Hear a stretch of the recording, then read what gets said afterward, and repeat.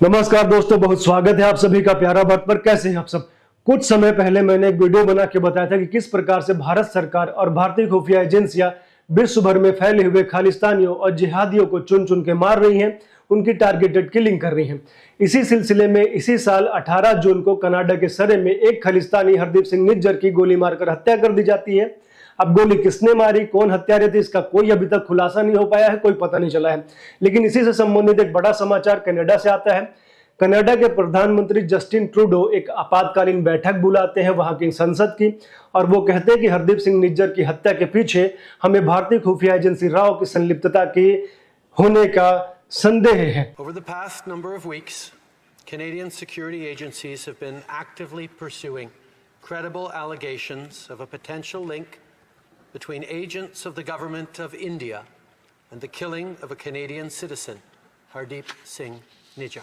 और इसी के आधार पे वहां की विदेश मंत्री भारत के एक ऑफिसर को कनाडा छोड़ने के लिए कहती हैं, और ये ऑफिसर है पवन कुमार रॉय, जो कि रिसर्च एंड एनालिसिस विंग के हेड है कनाडा में। मतलब रॉ के हेड है कनाडा में, उनको कनाडा से निकलने के लिए कह दिया जाता है। उसके बाद भारतीय सरकार भी हरकत में आती है, वो भी एक्शन में आती है, और भारत के विदेश मंत्री एस जयशंकर भारत में कनाडा के राजदूत कैमरन मैकॉय को तलब करते हैं और उनसे कहते हैं कि ऐसा भाई आप जो है भारत छोड़ के चले जाइए, और उन्हें 5 दिन का समय देते हैं भारत छोड़ने के लिए। और ये सारा घटनाक्रम है, मतलब जो कनाडा के जो राजदूत हैं भारत में, उनके तलब होने का और उनको ये मैसेज देने में मात्र 4 मिनट का समय लगता है। मुझे लगता है कि एस जयशंकर ने उन्हें बस गालियां देने के लिए बुलाया होगा कि ऐसा कुछ गालियां वालियां दी होंगी, कहें कि आप निकल जाइए भारत से और आपको बस 5 दिन का समय हम देते हैं। तो ये हरदीप सिंह निज्जर कौन है, जिसके लिए 2 सरकारों के बीच में, 2 देशों के बीच में ये अप्रत्याशित घटना हो गई। कौन है ये हरदीप सिंह निज्जर, हमने पिछले वीडियो में बताया था, अभी हम आपको फिर से बताते हैं। हरदीप सिंह निज्जर जो है कनाडा में रहता था, खालिस्तान टाइगर फोर्स को हेड करता था, और जिस गुरुद्वारे के बाहर इसकी गोली मारकर हत्या कर दी थी, उस गुरुद्वारे का नाम था गुरुद्वारा नानक सिंह। उस गुरुद्वारे को, प्रबंधन को, पूरा जो कंट्रोल है इसी के हाथ में था। तो ये एक खालिस्तानियों का मूवमेंट जो है पूरा कनाडा में ये ऑपरेट करता था। बाकी जो नेशनल इन्वेस्टिगेशन एजेंसी है भारत की, उसने इसको जुलाई 2020 में आतंकवादी घोषित किया था UAPA कानून के तहत, और इसमें 10 लाख के अवार्ड की घोषणा भी की थी। और इसके विरुद्ध जो है इंटरपोल की रेड कॉर्नर नोटिस भी जारी थी, वो 2016 में थी, क्योंकि ये भगोड़ा था, ये भारत से भाग के कनाडा में गया था, और वहाँ की नागरिकता इसे तो अभी तक प्राप्त नहीं हुई थी, एक तरह से भगोड़े के रूप में रह रहा था। लेकिन चूंकि वहाँ की सरकार का इसे संरक्षण प्राप्त था, तो बड़े आराम से वहाँ पे रह रहा था। तो आप समझिए कि किस प्रकार से भारत सरकार जो है और कनाडा की सरकार के बीच में इस मामले को लेके काफ़ी शो डाउन हो चुका है, और जो भारत और कनाडा के रिश्ते हैं इस मामले के बाद और नीचे जाएंगे, जो काफ़ी समय से नीचे ही जा रहे थे। तो ऐसा करने की क्या आवश्यकता पड़ गई। और जो जस्टिन ट्रूडो हैं, जो वहाँ के प्रधानमंत्री हैं, वो संसद में बोलते हुए कह रहे थे कि भारत जो है वो हमारे इंटरनल अफेयर्स में इंटरफेयर कर रहा है। मतलब पूरे भारत के इतिहास में आपने कभी ऐसा सुना नहीं होगा, स्वतंत्र भारत के इतिहास में, कि भारत जो है किसी अन्य देश के, और अन्य देश में छोड़िए नेपाल या पाकिस्तान या कोई अन्य छोटा जैसा देश नहीं है, ये G7 कंट्रीज में आता है कनाडा। मतलब एक बहुत बड़ा देशों में माना जाता है, उतने बड़े देश के इंटरनल मैटर में इंटरफेयर कर रहा है भारत। तो कहीं ना कहीं भारत की शक्ति जो है बढ़ रही है। अब इस तरह के देश भी कह रहे हैं कि भारत इंटरफेयर करे। नेपाल कहता था समझ में आता था, पाकिस्तान कहता समझ में आता था, लेकिन अब ये क्षमता भारत विकसित कर रहा है कि भारत के दुश्मनों को कनाडा में घुस के मार रहा है। तो एक बहुत बड़ी बात है। और ये केवल हरदीप सिंह निज्जर की हत्या नहीं हुई है, लगातार कई सारे जिहादी, कई सारे खालिस्तानियों की हत्या इस साल और पिछले कई सालों से ताबड़तोड़ चल रही है। मैंने बताया भी था पिछले वीडियो पे, लेकिन 2-3 उदाहरण आपको आज फिर दूंगा। अभी इसी साल जो है 15 जून को, मतलब 18 जून को हरदीप सिंह निज्जर की हत्या की गई, 15 जून को लंदन में अवतार सिंह खंडा एक हॉस्पिटल में मर जाता है, और रिजल्ट ये निकल के आ जाता है कि उसे पॉइजन दिया गया था। मतलब उसके जो देहांत है, मृत्यु है, उसके पीछे कुछ समझ में नहीं आता है, लेकिन ये निकल के आता है कि पॉइजन का कुछ उसमें संदेह मिलता है, पॉइजन किसने दिया, क्यों दिया। मतलब इस तरह के जो मामले कभी सिद्ध नहीं होगा कि इसके पीछे रॉ है। कनाडा के प्रधानमंत्री ने बोला भी कि हमें संलिप्तता का संदेह है। उनके पास भी मतलब इतना समय हो गया, लगभग 3-4 महीने हो गए, लेकिन उनके पास कोई कंक्रीट एविडेंस नहीं है कि इसके पीछे भारत ही है।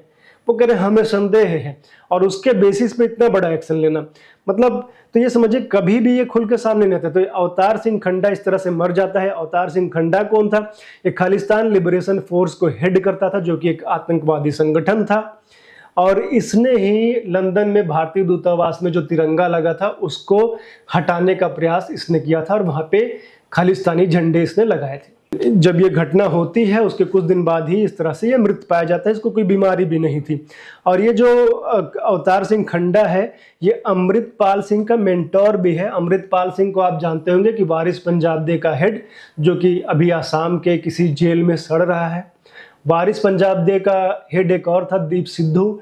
जब तथाकथित किसान आंदोलन चल रहा था तो उसने लाल किले पे भारत के तिरंगे को हटाया था और वहाँ पे एक ध्वज और लगाया था। बताया गया था कि वो खालिस्तान का ध्वज है, लेकिन वो क्लेम कर रहा था कि ये निशान साहिब है, लेकिन वो भी एक तरह से खालिस्तानी ही था। जितनी भी रैलियां, जितने भी उसके समर्थक थे, खालिस्तानियों का पूरा सपोर्ट करता था। जितने भी समर्थक थे खालिस्तान के समर्थन में नारे लगाते थे, खालिस्तान के समर्थन में झंडे दिखते थे। और वो दीप सिद्धू भी एक एक्सीडेंट में मारा जाता है। मतलब वो झंडा फहराता है खालिस्तान का लाल किले पे, उसके कुछ समय 3-4 महीने बाद वो भी एक कुंडली मानेसर जो हाईवे है उस पर मारा जाता है, एक्सीडेंट हो जाता है। कैसे एक्सीडेंट हुआ, क्या हुआ, कुछ मतलब आप समझिए, पूरा लिंक समझिए। जो भी भारतीय ध्वज का अपमान कर रहा है, चाहे वो लंदन में अवतार सिंह खंडा हो, चाहे भारत में दीप सिद्धू है, इनकी मौत ऐसे ही हो जा रही। कोई पॉइजन से मर जा रहा है, किसी के एक्सीडेंट हो जा रहे हैं। तो उसी प्रकार एक और खालिस्तानी की इसी साल हत्या की गई। 6 मई को परमजीत सिंह पंजवार, लाहौर में इसे गोली मार दी जाती है अज्ञात बंदूकधारियों द्वारा। ये खालिस्तान कमांडो फोर्स को हेड करता था और इसको भी आतंकवादी घोषित किया था एनआईए ने 2020 में यूएपीए कानून के तहत। तो ये सारे खालिस्तानी पिछले कई समय से मारे जा रहे हैं, जिहादी भी मारे जा रहे हैं, लेकिन जिहादियों की लिस्ट में आपको अभी इस वीडियो में नहीं बता रहा हूँ क्योंकि मैंने पिछले वीडियो में बताया था, और अभी मैं फोकस रखूंगा केवल खालिस्तानियों पे। तो ये जो जस्टिन ट्रूडो हैं, जान रहे कि हरदीप सिंह निज्जर एक आतंकवादी था, एक खालिस्तानी था, तो क्यों उसका इतना समर्थन वो कर रहे हैं? तो इसके पीछे एक कारण ये हो सकता है कि वहाँ कनाडा में सिखों की जनसंख्या काफ़ी है, लगभग 5% है वहाँ की जनसंख्या की, और वहाँ के संसद में जो चुने हुए वहाँ के सांसद हैं वो भी सिख समुदाय से हैं, वो भी 5% वहाँ पे हैं, 18 सांसद हैं। तो इसलिए जो है ये समझ में आता है कि क्यों जस्टिन ट्रूडो उनके समक्ष झुकने को तैयार है। और केवल यही नहीं, केवल इसीलिए नहीं झुक रहा है, उसके पीछे और कारण है कि जो जस्टिन ट्रूडो है वो भारत विरोधी शक्तियों से मिला हुआ है। कैसे, वो मैं आपको बताता हूँ। जब भारत में तथाकथित किसान आंदोलन हो रहा था तो उसी दौरान जस्टिन ट्रूडो जॉर्ज सोरोस से मिलता है। जॉर्ज सोरोस आप सभी जानते हैं कि भारत विरोधी गतिविधियों में लगा रहता है। नरेंद्र मोदी को हटाने के लिए वो कहा जितना पैसा लगेगा 1000 करोड़ का फंड हम देंगे, और पूरे विश्व में इस तरह की हरकतें करता है। अडानी को टारगेट करने के पीछे भी जॉर्ज सोरोस का हाथ है। वो जो हिडेनबर्ग की रिपोर्ट आती है उसमें भी जॉर्ज सोरोस का ही हाथ है। तो जॉर्ज सोरोस से मिलता है। उसके बाद जस्टिन ट्रूडो जो है खुल के इन तथाकथित किसान आंदोलन के समर्थन में आ जाता है, और उस किसान आंदोलन में भी खालिस्तान के समर्थन में नारे लगे। खालिस्तान के समर्थक वहाँ पे लोग थे, और पूरी फंडिंग कनाडा से होती है। बाद में जो भारत सरकार इन पे नकेल कसती है, जो लोग इस फंडिंग के पीछे थे उनको भारत आने पे उनकी रोक लग जाती है, कुछ लोग मारे जाते हैं, अवतार सिंह खंडा जैसे लोग मारे जाते हैं।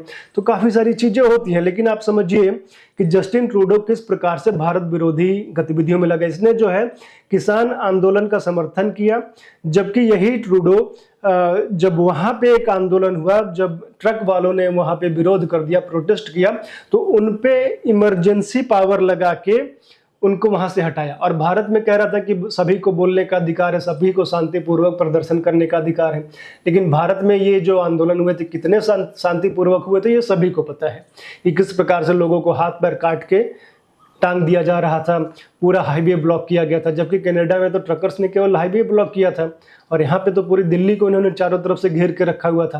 और जस्टिन ट्रूडो लेकिन उसका समर्थन कर रहा था। और यही जस्टिन ट्रूडो है, जब कनाडा में बलूचिस्तान की एक्टिविस्ट करीमा बलोच की हत्या कर दी जाती है, तब उसके विषय में नहीं कहता कि पाकिस्तान हमारे इंटरनल अफेयर्स में इंटरफेयर कर रहा है।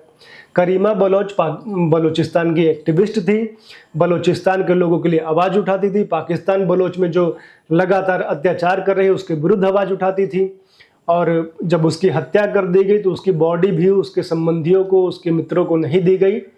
तो यदि उनके मित्रों को, संबंधियों को दे दी जाती तो पता लगा लेते कि इसकी हत्या के पीछे कौन है, लेकिन उसकी हत्या कर दी जाती है और उस पर कोई इस प्रकार का एक्शन जो है जस्टिन ट्रूडो नहीं लेता है, पाकिस्तान के किसी उच्च राजनयिक को निकलने के लिए नहीं कहता है।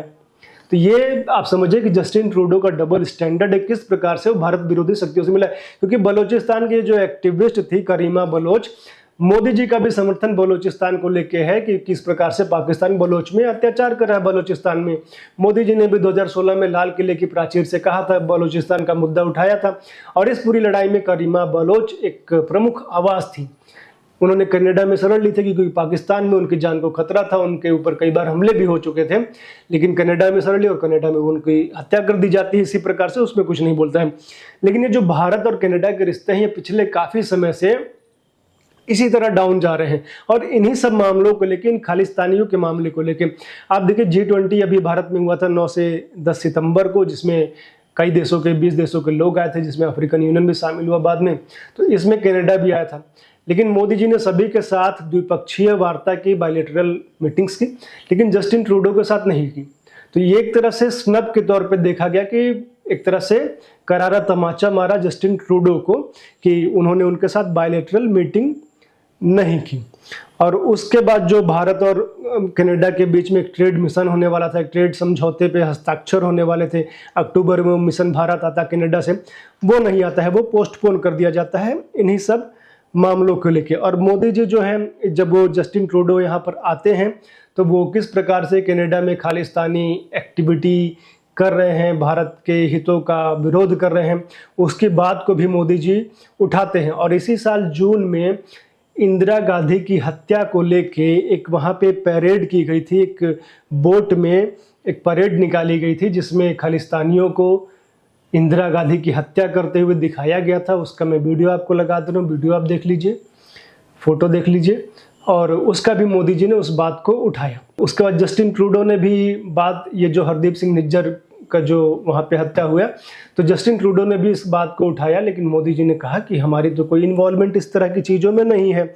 और आपने देखा होगा कि G20 में किस प्रकार से भारत और कनाडा के प्रधानमंत्री अलग अलग ही रहे और किस प्रकार से मोदी जी उनको दिखा रहे हैं कि निकलो भाई तुम।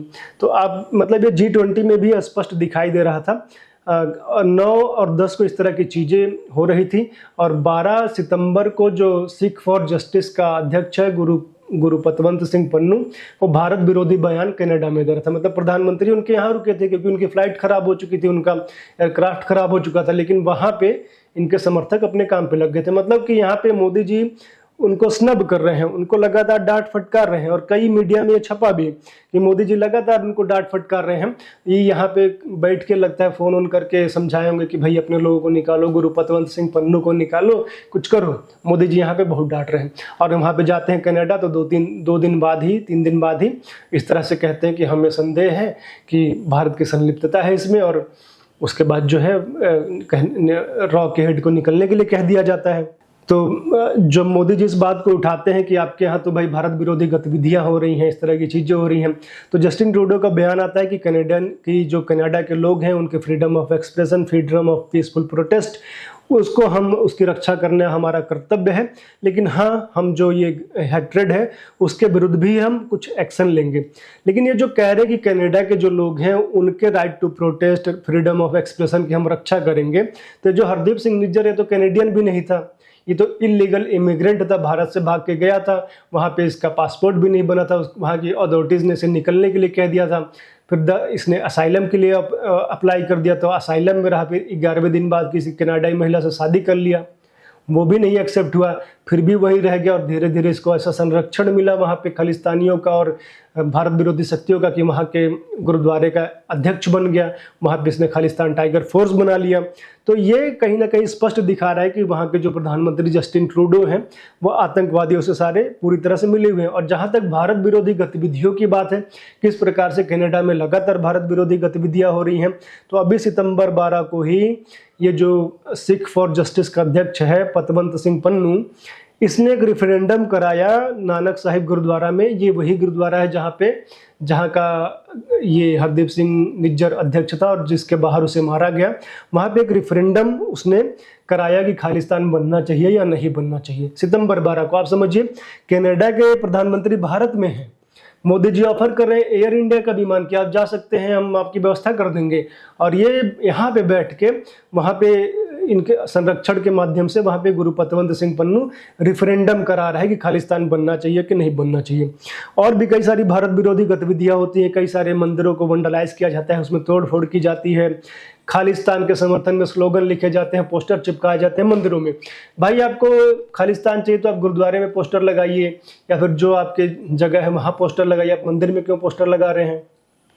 और ये केवल इसमें सारे सिख इन्वॉल्व नहीं है, कुछ रेडिकल सिख्स हैं जो इन्वॉल्व हैं। और ये जो पूरा घटना वहाँ से कनाडा से इनको समर्थन मिल रहा है, कनाडा से सब कुछ मिल रहा है, और इस तरह के भारत विरोधी लोग इनको संरक्षण दे रहे हैं। इसलिए आप देख रहे होंगे कि किस प्रकार से भारत के पंजाब में इस तरह से गतिविधियाँ बढ़ रही हैं कि कोई हिंदू गुरुद्वारे में चला गया तो उसके हाथ काट दिए जा रहे हैं, उसकी उंगली काट दी जा रही है, उसे थप्पड़ों से मारा जा रहा है, कहीं तक तो मर्डर भी कर दिया जा रहा है। तो ये सारा कुछ हो रहा है, ये एक माध्यम से भारत में जो है एक अलगाववादी आंदोलन को भड़काने का काम भारत विरोधी शक्तियाँ कर रही हैं, जिसमें पाकिस्तान भी है, जिसमें जॉर्ज सोरोस भी है, जिसमें चाइना भी है, और जिसमें कांग्रेस का भी समर्थन है कहीं ना कहीं। तो ये सारी चीज़ें हो रही हैं। उसके बाद जुलाई में भारतीय राष्ट्रध्वज को भारतीय दूतावास वैंकूवर के बाहर जला दिया जाता है, और एक व्यक्ति जो उस ध्वज को सुरक्षा करने के लिए जाता है उसको भी जूतों से पीटा जाता है। उसका वीडियो आप देख सकते हैं किस प्रकार से भारत विरोधी शक्तियां वहां पे काम करती हैं। पुलिस के प्रेजेंस में भारत के झंडे को जलाया जा रहा है, एक व्यक्ति वहां पे जा रहा है बचाने के लिए तो उसे जूतों से पीटा जा रहा है। अब यदि कनाडा का झंडा पुलिस के प्रेजेंस में जलाया जाए तो उसी प्रकार का रवैया रहेगा कनाडा की पुलिस का। मतलब उत्तर देने के लिए तो भारत में भी हो सकता था कि कनाडा के झंडे जलाए जाएं, भारत की पुलिस के प्रेजेंस में जलाए जाएं, लेकिन ऐसा तो नहीं हुआ। लेकिन वहां पे किस प्रकार से भारत विरोधी तत्वों को समर्थन मिल रहा है यह स्पष्ट दिखता है। लेकिन इन सभी के बीच एक राहत की बात यह है कि ये जो एक्शन लिया है भारत सरकार ने, कनाडा के जो राजदूत को निकाला है, 5 दिन का समय दिया है निकलने के लिए, उसको जो है विपक्षी पार्टियों का भी सहयोग मिल रहा है, जिसमें कांग्रेस पार्टी से जयराम रमेश ने समर्थन किया है, अभिषेक मनु सिंघवी ने समर्थन किया है। वो कह रहे हैं कि जो कनाडा का राजदूत है भारत में उसकी सुरक्षा घटा देनी चाहिए। तो ये समर्थन के पीछे एक कारण ये हो सकता है कि इसी साल जून में जब उन्होंने एक इंदिरा गांधी की हत्या का एक पूरा परेड निकाला, एक पूरी प्रदर्शनी निकाली, तो उस मामले को लेके कांग्रेस का समर्थन इस बात को लेके देखा जा सकता है कि किस प्रकार से, क्योंकि वो इंदिरा गांधी की हत्या को जस्टिफाई कर रहे थे, उसको सेलिब्रेट कर रहे थे ये जितने भी खालिस्तानी हैं, और ये किसी आतंकवादी से कम नहीं है। जब 1984 में इंदिरा जी की हत्या हुई थी, ऑपरेशन जो है ब्लू स्टार चला था, उसके बाद कनाडा में ही एक खालिस्तानी ने कनाडा के ही एक विमान पे बम लगाया था, जिसमें 300 से अधिक लोग मारे गए थे। कई विमानों पे बम लगाया गया था, लेकिन बाकी तो बाहर ही फट गया, विमान तक नहीं पहुंच पाया। लेकिन एक विमान में 300-350 लोग मारे गए थे, जिसमें कनाडा के अधिकतर लोग थे। उसमें मेन नाम आया था रिपुदमन सिंह मलिक का, जो कि बाद में छूट जाता है, लेकिन उसकी भी हत्या इसी साल जो है कनाडा में कर दी जाती है। अब उसकी हत्या के पीछे कौन है कोई नहीं जानता, और यह सच कभी बाहर भी नहीं आएगा। और जिस प्रकार का स्टैंड लिया है कनाडा के प्रधानमंत्री जस्टिन ट्रूडो ने, उन्होंने वहां रहने वाले, कनाडा में रहने वाले भारत के हिंदुओं की सुरक्षा को खतरे में डाल दिया है, क्योंकि ये जितने भी खालिस्तानी हैं ये हिंदुओं का विरोध करते रहते हैं। अभी वीडियो आया है एसएफजे के अध्यक्ष, सिख फॉर जस्टिस के अध्यक्ष गुरु पतवंत सिंह पन्नू का, वो कह रहा है कि सारे हिंदू जो हैं वो छोड़ के चले जाएं कनाडा को, वो भारत चले जाएं। और हिंदू विरोधी कई सारे इस तरह के वो लोग एक्टिविटीज़ करते रहते हैं, मंदिरों को वो लोग तोड़ फोड़ ये खालिस्तानी सारे लोग करते रहते हैं। तो ये सारी चीज़ें हैं। और इसके बाद जो उन्होंने किया है प्रधानमंत्री, उसके बाद खालिस्तानियों के हौसले काफ़ी बुलंद हैं। उन्होंने बैठक की है, इसके तुरंत बाद कई सारे गुरुद्वारों में उन्होंने कई सारे डिसीजंस लिए हैं। और 25 सितंबर को वो भारतीय दूतावास के सामने काफ़ी बड़ा प्रदर्शन करेंगे। तो भारत के जो दूत हैं, राजदूत हैं, उनकी सुरक्षा को लेके काफ़ी वहाँ पर खतरा उत्पन्न हो गया है। और इसमें एक रेफरेंडम भी करने की बात कही जा रही है। जो कनाडा में भारत के राजदूत हैं संजय कुमार वर्मा, उनके ऊपर एक रेफरेंडम करने की बात कही जा रही है कि जो हरदीप सिंह निज्जर है उनकी हत्या के पीछे संजय कुमार वर्मा है क्या। इस प्रकार का रेफरेंडम जो है अक्टूबर में होने की संभावना है। आप वीडियो में देख सकते हैं कि किस प्रकार से गुरु पतवंत सिंह पन्नू जो है इस मामले को उठा रहा है। Indo-Canadian Hindus, you have repudiated your allegiance to Canada and Canadian Constitution. Your destination is India. Leave Canada, go to India. Pro-Khalistan Sikhs have always been loyal to Canada. They have always sided with Canada and they have upheld the laws and the Constitution. On October 29th, Shaheed Nijjar Kill India referendum is happening in Vancouver. I urge all Canadian Sikhs to be in Vancouver on October 29th to vote on is Indian High Commissioner Verma responsible for the assassination of Nijjar. तो ये जो संजय सिंह वर्मा है उनके जीवन को खतरा, और भारत के रहने वाले, भारत के जो जितने भी हिंदू कनाडा में रह रहे हैं उनके जीवन को खतरा है। क्योंकि ये खालिस्तानी हिंदू वर्सेस सिख कराने की पूरी कोशिश वहाँ पे कर रहे हैं। और जो है इससे लेकर जो है हिंदुओं को खतरा है, इस बात को समझना चाहिए। आपको क्या लगता है कि भारत सरकार ने जो एक्शन लिया है वो सही लिया है? और आपको क्या लगता है कि भारतीय खुफिया एजेंसीज जो हैं वो क्या इनकी हत्या के पीछे हैं? हरदीप सिंह निज्जर की हत्या के पीछे भारतीय खुफिया एजेंसी हैं? क्या भारतीय खुफिया एजेंसी नया मोसाद बन गई हैं जो अपने दुश्मनों को कहीं भी घुस के मारने में सक्षम है? आप अपने इस पर राय अवश्य दें। और आप लोग जुड़े, बहुत अच्छा लगा। पहली बार आए हैं तो सब्सक्राइब कर लीजिए, वीडियो अच्छा लगा तो शेयर और लाइक कर दीजिए। और आप लोग जुड़े रहिए, देखते रहिए प्यारा भारत। धन्यवाद, नमस्कार।